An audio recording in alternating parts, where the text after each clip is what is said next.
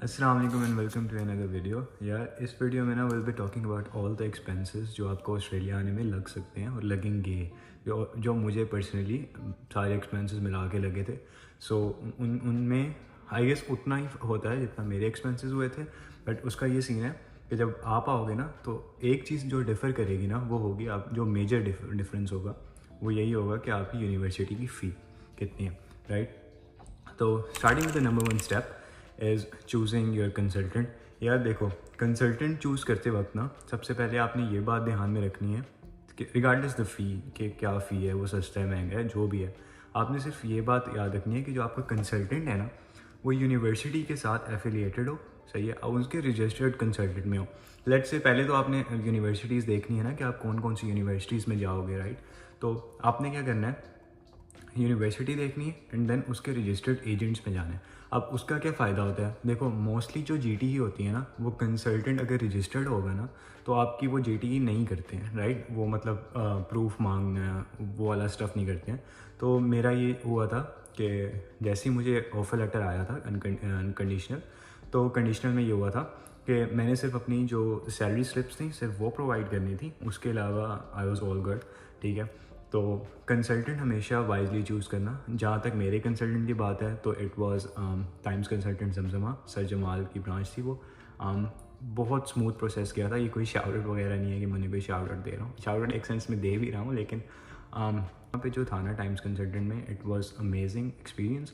और क्योंकि उन्होंने इतना स्मूथली सब कुछ किया था ना, मेरा offer letter within week आ गया था एंड स्टफ। तो वो two and half months working, 2.5 months में मेरा वीज़ा आ गया था। और बहुत प्रोफेशनल लोग हैं, स्पेशली सर जमाल, उसामा भाई, अहमद भाई, जवाद भाई। तो या शाउट आउट देम। अच्छा, उसके बाद मैंने ये एक लिस्ट बनाई हुई है। तो कंसल्टेंट की फ़ी पहले देख लेते हैं। तो पाकिस्तान में इट रेंजेस फ्रॉम 30 to 50,000, कुछ लोग बहुत ज़्यादा भी ले लेते हैं, राइट। लेकिन अब जैसे मैंने बताया टाइम्स हो गए और कुछ बाकी भी कंसल्टेंसीज हैं जो मतलब फ्री ऑफ कॉस्ट लेती हैं क्योंकि उनका डायरेक्ट यूनिवर्सिटी के साथ लिंक होता है।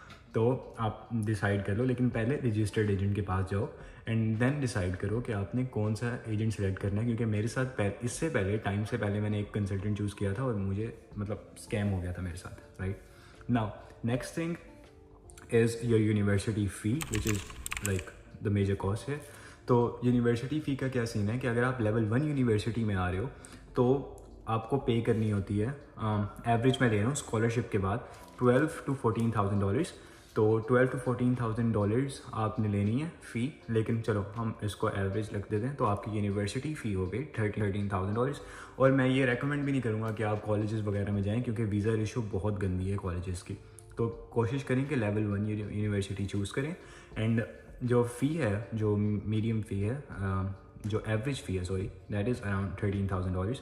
तो हम and that's Australian dollars, right. अच्छा, हमारा कंसल्टेंट की फ़ीस हो गई, हमारी जो यूनिवर्सिटी की फ़र्स्ट सेमेस्टर की फ़ी है वो हो गई, राइट।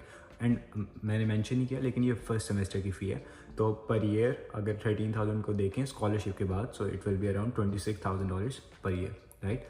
अच्छा, सेकेंड थिंग, जब आपकी फ़ी सबमिट हो जाती है देन आपको मेडिकल करवाना होता है, राइट। तो मेडिकल में it will cost you around 28,000 rupees, Pakistani rupees. तो मेडिकल होता सिंपल है, इट्स लाइक आपका एक्सरे होता है, आपकी यूरिन टेस्ट होता है एंड देन आपका मतलब फुल बॉडी एग्जामिन करते हैं एक तरीके से, वो जनरल फिजिशियन ही होते हैं, राइट। तो उतना कोई ख़ास मेडिकल है नहीं है, फ़ौज का तो मेडिकल हो नहीं रहा, राइट। कि बस आपने डरना नहीं है, जो चीज़ अगर आपकी आई साइट वीक है, आई टेस्ट भी करते हैं, वो बस आपने बता देना है कि यार ये चीज़ें मेरे साथ हैं, राइट। उसके अंदर कोई घबराने वाली बात नहीं है। नेक्स्ट, आपके जो डॉक्यूमेंट्स होते हैं ना वो आपको बनवाने पड़ते हैं। बनवाने इन अ सेंस कि यार लेट्स से मैंने ट्रू ट्रांसलेशन करवानी है या कुछ इस तरीके से, जो भी मतलब डॉक्यूमेंट्स वगैरह बनवाने हैं। कुछ लोग होते हैं लाइक जो मतलब प्रॉपर्टी के बनवाने भी होते हैं लेकिन नहीं भी बने होते हैं प्रॉपर्टी डॉक्यूमेंट्स। तो that will cost you around I guess $40,000, right. अच्छा, उसके बाद जो हमारी चीज़ आती है डैट इज़ आइल्स, वो बहुत ज़्यादा इंपॉर्टेंट है। तो आइल्स का ये सीन है कि देखो आपको 6.5 चाहिए होते हैं, ठीक है, with no less than 6, 6.5 with no less than 6, right. अब जो आइल्स है ना आप वैसे दे के आओ। कुछ लोग कहते हैं कि यार हमने आइल्स नहीं देना, ये वो फलाना, तो आइल्स तो आपने लाजमी देना है। आइल्स क्योंकि आप देखो इंग्लिश कंट्री में आ रहे हो, आपको आगे जॉब्स भी चाहिए। जब तक आपकी इंग्लिश बेहतर नहीं होगी ना, जब तक आपकी कम्युनिकेशन बेहतर नहीं होगी, तो यहाँ पे आप जॉब भी नहीं स्कोर कर सकोगे, राइट।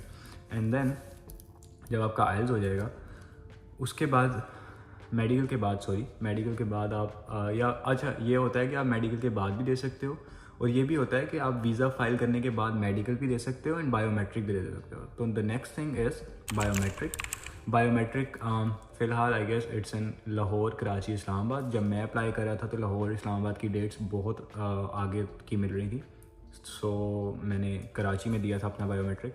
एंड वो मुझे कॉस्ट किया था, जो बायोमेट्रिक की फ़ी है दैट वाज अराउंड 8100 रुपीज़, सही है, टू बी एग्जैक्ट 8100 रुपीज़।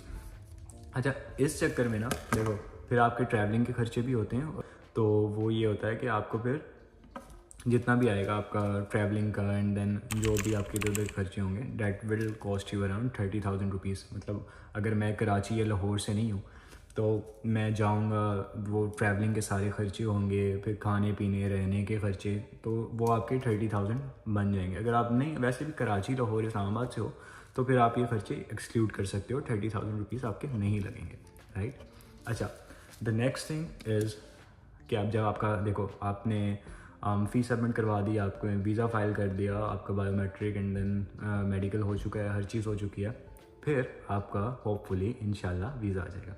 देखिए जब आपका वीज़ा आएगा, सबसे पहले तो आपने अकोमोडेशन और अपना वो पूरा कर लेना है कि जॉब्स वगैरह, जॉब्स तो खैर नहीं, अकोमोडेशन तो आप देख लोगे कि यार कि अकोमोडेशन के बगैर यहाँ ना हालात बहुत ज़्यादा ख़राब हैं, अकोमोडेशन मिल ही नहीं रही हैं ऑस्ट्रेलिया में।